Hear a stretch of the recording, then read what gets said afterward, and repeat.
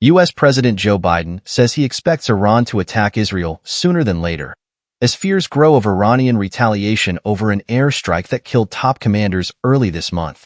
Israel has not admitted attacking an Iranian consulate in Syria, but is widely believed to have been behind it. U.S. officials have told CBS News, the BBC's U.S. partner, that a major attack on Israel could happen imminently. Israel says it is ready to defend itself. Mr. Biden told Iran, "Don't. We are devoted to the defense of Israel.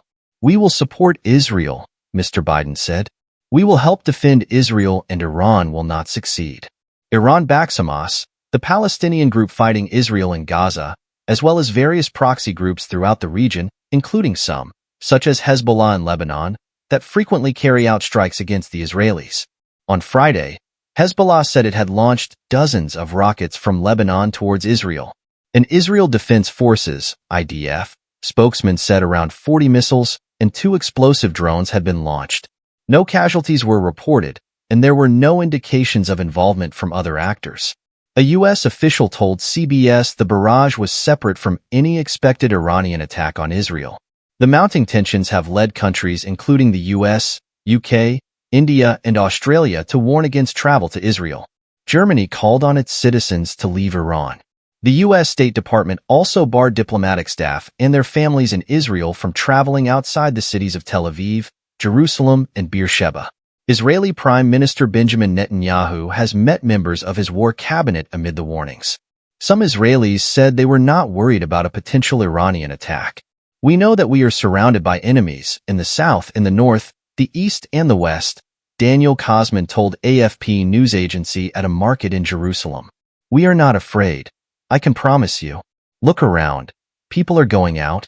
The Israeli government has not issued any new advice to its people on top of existing guidance to stock up on water, food for 3 days, and essential medicine. Israeli radio, however, reported local authorities had been told to prepare for the possibility of an attack, including by assessing the readiness of public shelters. Last week, the Israeli military canceled home leave for combat troops, bolstered air defenses, and called up reservists. 13 people were killed in the April 1st missile strike on the Iranian consulate in the Syrian capital Damascus. They included senior Iranian military leaders, among them Brig Gen Mohammad Reza Zahidi, a senior commander of Iran's elite Quds force in Syria and Lebanon. Israel has not commented but is widely considered to have carried out the attack.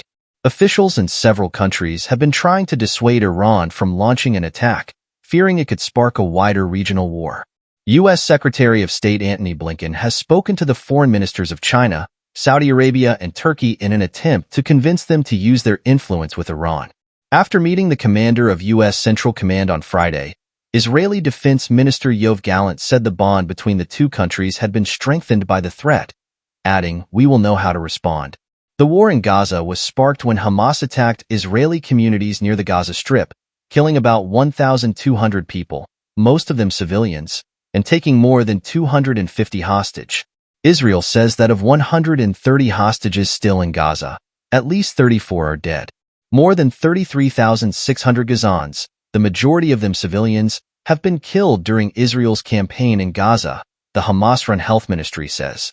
The conflict has also seen Israel trade almost daily fire across its northern border with the Iran-backed Lebanese group Hezbollah, while Iran-backed groups in Iraq and Yemen have attempted to hit Israeli territory as well as U.S. bases in Iraq and Syria. Yemen's Houthi movement has also attacked shipping in the Red Sea, sinking at least one ship and prompting the U.S. and UK to conduct airstrikes on Houthi targets in Yemen.